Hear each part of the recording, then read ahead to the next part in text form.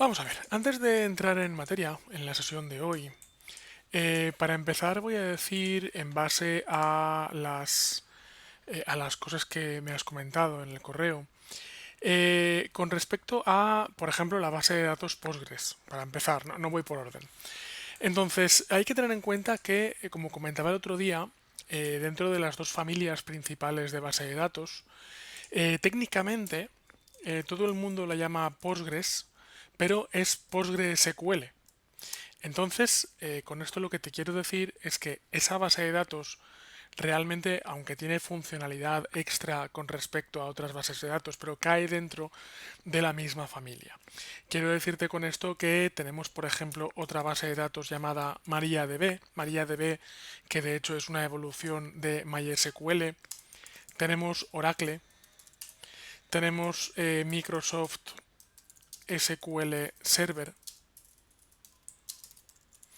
Entonces, todas estas bases de datos realmente no te digo que son lo mismo, pero parten de un mismo estándar que es el SQL. SQL, si le echamos un vistazo, por ejemplo, por aquí en la Wikipedia, encontraremos que viene de Search Query Language y básicamente es un lenguaje estructurado para realizar búsquedas en base de datos. Es un estándar y por tanto a partir de ahí hay varias bases de datos, hay múltiples bases de datos que se adhieren a ese estándar. Prácticamente ninguna de las que yo he visto se adhieren al 100%. Esto quiere decir que cada base de datos coge una gran mayoría de SQL, cambia unas cuantas cositas y muchas de ellas lo que hacen es meter más cosas con respecto al estándar, ¿vale? Por eso hoy todavía no es momento de profundizar en los conceptos, pero básicamente decirte que PostgreSQL no supone, ya lo verás, mucha diferencia en cuanto al funcionamiento, en cuanto a cómo funciona internamente con respecto a otras bases de datos de tipo SQL. Entonces, luego también has comentado cosas acerca de, o sea, que tu interés es trabajar con Data Science.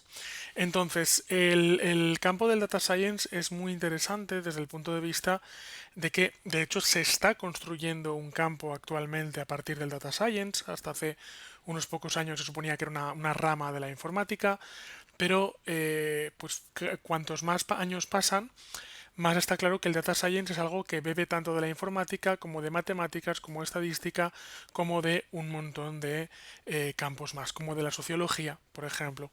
¿Vale? Entonces, comentabas en tu correo, por ejemplo, que actualmente utilizas el lenguaje de programación R para tus trabajos. ¿Vale? Entonces, vamos a ver. Lenguajes de programación. Aquí estuvimos el otro día trabajando tal. Vale. Eh, R lo podríamos colocar dentro de los lenguajes de alto nivel. De hecho, R es un lenguaje de muy alto nivel. Yo te preguntaría, y la respuesta es la misma que da todo el mundo, ¿por qué utilizas R para tus programas?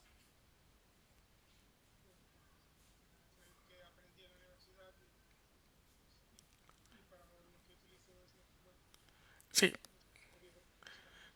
verás, el lenguaje de programación R, más allá de que efectivamente te lo enseñan en la universidad, la principal ventaja que tiene es que es un sistema, un sistema de programación, porque realmente no es solo el lenguaje, es el lenguaje, es el entorno, son las librerías.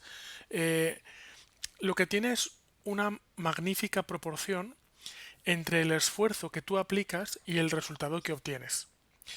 Por ejemplo, en muchas librerías de R, tú dices, quiero dibujar una gráfica que haga no sé qué, y automáticamente Cataplus te hace la gráfica.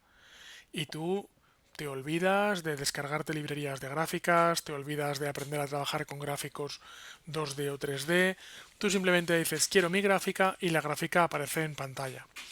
De hecho, hay algunas funcionalidades de R que me tienen muy enamorado. Son a veces un poco trampas, ¿vale? Para que te quedes en R, pero que es el hecho de que tú pides algo por países y te dibuja el mapita del mundo con los países, o pides algo por estados de Estados Unidos o por provincias de España y te dibuja el mapita correspondiente.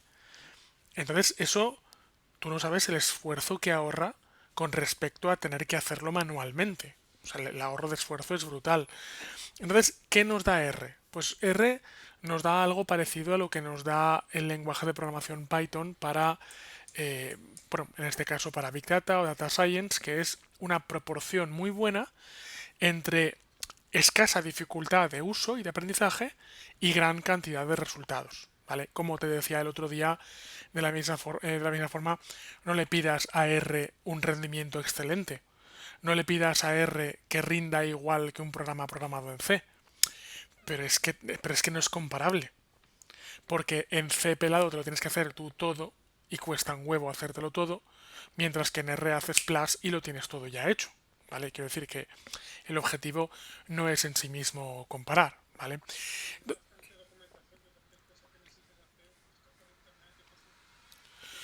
Correcto, y no solo documentación, sino que incluso la documentación a veces lleva los ejemplitos de copiar y pegar y funcionar, que eso quieras que no, te ayuda mucho a aprender el lenguaje. Yo siempre digo que hay otros lenguajes de programación, como por ejemplo Java, que tú cuando tienes un problema en Java vas a la documentación oficial de Java y parece que la documentación oficial de Java esté pensada para que no programes en Java. O sea, parece que la documentación oficial esté pensada para asustarte. La documentación es técnicamente correcta, pero cuando eres un mega crack del Java, tú entras ahí dentro y entiendes lo que está pasando. Claro, cuando yo tengo algún estudiante que me dice, oye, ¿dónde acudo? Le digo, mira, documentación oficial no, porque te va a asustar. Porque para resolver alguna dudita te echan un rollaco que no te puedes ni imaginar. ¿Vale? Entonces, efectivamente, otra de los beneficios de R es precisamente lo que se ha puesto de moda. Hay una cosa que yo te quiero decir de todas formas. Yo tengo un oráculo que es Google Trends, aunque para un lenguaje de programación R va a ser difícil, porque, claro, R, R programming, vale, R lenguaje de programación. Entonces, lo que estoy haciendo en este caso es buscar cuál es la frecuencia de búsquedas del lenguaje R, no solo en Estados Unidos, lo puede buscar en todo el mundo. Esto es Google Trends, es trends.google.com, lo enseño mucho en los cursos de marketing porque es una herramienta muy buena. Y lo que quiero es ver cuánto ha buscado la gente desde 2004 hasta hoy. ¿Vale? Entonces vemos cómo el lenguaje R actualmente está en su apogeo. Vemos también cómo la gráfica empieza a caer. No creo que caiga muy rápidamente, pero a diferencia de, por ejemplo, Python, es más, si quieres lo vamos a meter aquí mismo como comparación, Python lenguaje de programación. Pero así como, por ejemplo, Python ocurre esto, ¿vale? Y es que ahora mismo está en plena subida, con R lo que ocurre es que ha tenido su moda y parece que ahora mismo está empezando a caer. No creo que caiga, como te digo, en poco tiempo, por la sencilla razón de que no conozco nada que se compare a R como para reemplazarlo.